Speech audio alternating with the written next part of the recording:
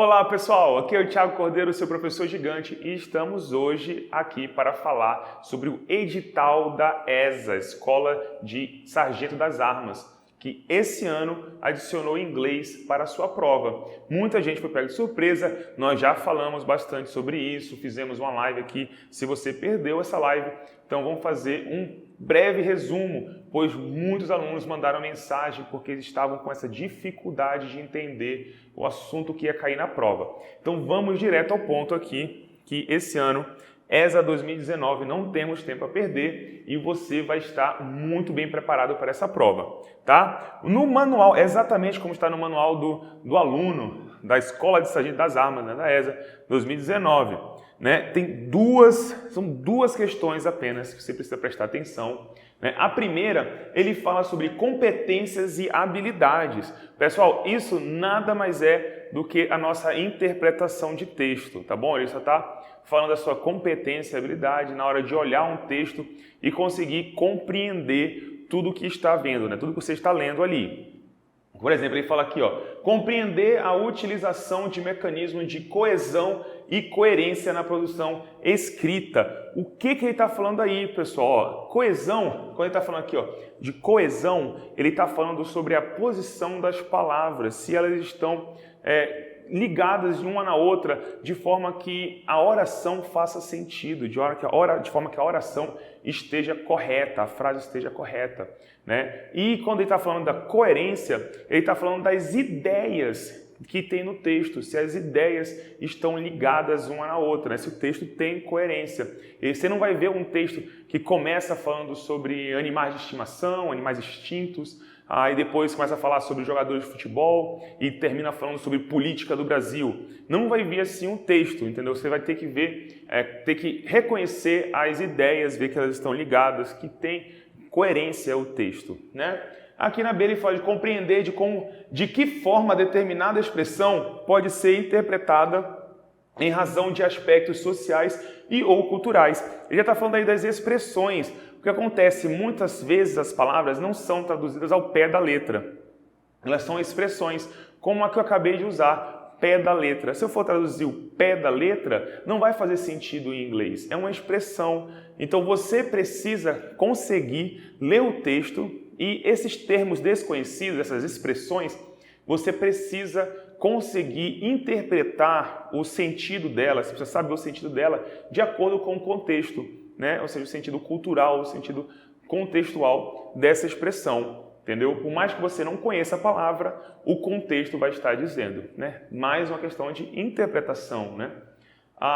E C, analisar os recursos expressivos da linguagem verbal, relacionando textos e contextos mediante a natureza, função, organização, estrutura, de acordo com as condições de produção. Ou seja, você precisa conseguir reconhecer a questão gramatical que está dentro do texto, o tempo verbal e que em tempo o texto está sendo escrito, que tipo de texto que é esse, é uma carta, é um ofício, entendeu? É alguém desabafando, é algo pessoal. Você precisa saber reconhecer tudo isso. Algo bem simples que você, com a prática, quando você vai lendo bastante, você consegue reconhecer. Em nossas aulas, nos nossos vídeos, vocês conseguem ter várias dicas de como reconhecer um tempo verbal, como saber de tudo isso, não?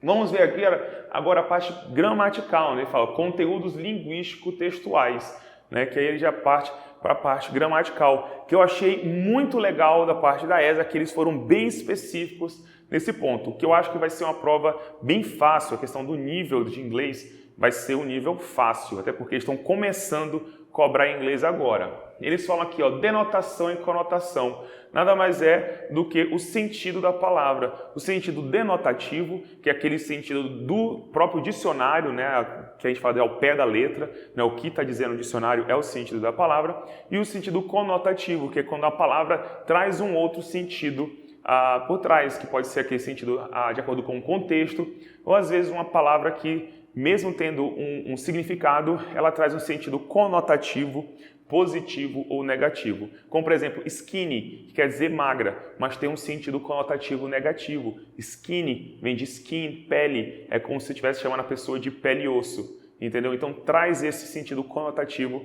negativo.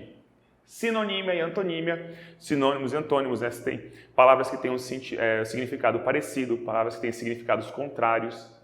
Correlação morfológica, sintática e semântica, você vai ter que reconhecer não apenas quando a palavra é o sujeito, o objeto, mas também você tem que saber que uma palavra é um substantivo, é um verbo, é um advérbio, um adjetivo.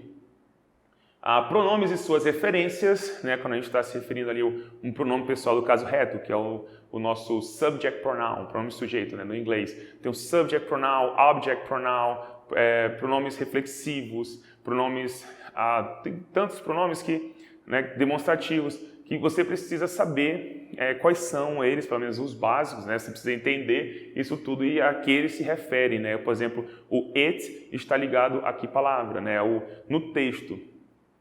Há artigos definidos e indefinidos, o the, a, o an. Não the como artigo definido, I, an, artigos indefinidos.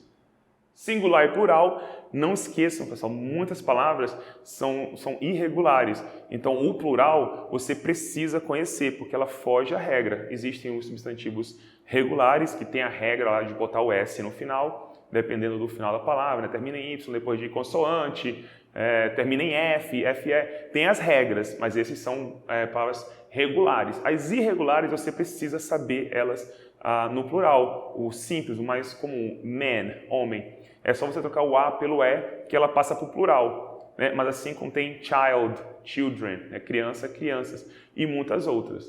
Tá? Verbos no tempo, isso aqui ele foi bem legal porque tempo verbal ele é bem específico. Ele só vai cobrar verbos no tempo presente, ou seja, o presente simples, para expressar hábitos e rotinas em suas formas afirmativa, interrogativa ou negativa. Né? O presente simples, cobrando hábitos e rotinas, afirmativo, negativo e interrogativo. E também verbo no presente contínuo, para expressar atividades momentâneas e futuro, em suas formas afirmativa, interrogativa ou negativa. Ou seja, ele só vai cobrar presente simples e presente contínuo. Só isso. Quando ele fala futuro aqui, ele está falando do presente contínuo quando utilizado para falar de algo no futuro, algo que já está certo de acontecer no momento próximo, onde ambas as partes já sabem de que isso vai acontecer. Eu tenho um jantar que vai acontecer mais tarde, aí eu posso falar I'm having dinner with Mary tonight. Eu vou jantar com a Mary hoje à noite, entendeu? Mas não deixa de ser presente contínuo. Comparativo e superlativo, algo que eu acho que vocês precisam prestar muita atenção. O comparativo, quando eu comparo duas pessoas ou duas coisas, uma com a outra, né? É aquele final ER, ou quando é um adjetivo longo, eu uso o more than.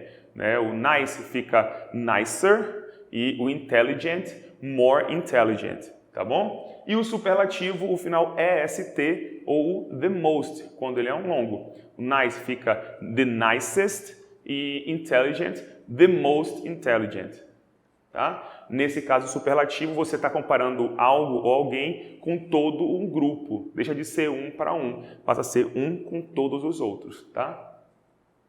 Adjetivos e advérbios e suas posições nas frases. Né? Adjetivo, quando você está qualificando um substantivo, você está falando, se referindo a um substantivo. Advérbio é quando você está se referindo ou qualificando qualquer outra coisa. Se você estiver se referindo a um advérbio, a um verbo, a um adjetivo, aí você usa um advérbio. O adjetivo só vai se referir ou só vai qualificar um substantivo, tá bom? E quantificadores, e ele é bem específico, quantificadores só vai usar many, much, few, little ou a lot of. E nós sabemos que many, estou falando de muito para contáveis, much é muito para incontáveis, que não podem contar. Few, estou falando de poucos para contáveis. E little, estou falando de pouco para não contáveis, incontáveis. E a lot of, eu estou falando de muitos para contáveis ou incontáveis. Então, posso ser usado com ambos. Tá bom, pessoal? Espero que vocês não tenham nenhuma dúvida. Se tiver algum desses assuntos que você precisa compreender mais, estudar mais e você não sabe onde, manda mensagem pode mandar mensagem aqui no YouTube ou manda mensagem também lá no Instagram, Thiago_54, porque eu estou sempre postando exercício, sempre postando as questões e tirando as dúvidas de vocês também. Pode mandar uma mensagem que eu vou responder e a gente pode fazer um vídeo aqui para você falando, tirando essas dúvidas, explicando melhor qualquer um desses assuntos, tá bom? Boa prova, estuda bastante que você vai passar sim. Fé. Até mais, pessoal. Um abraço.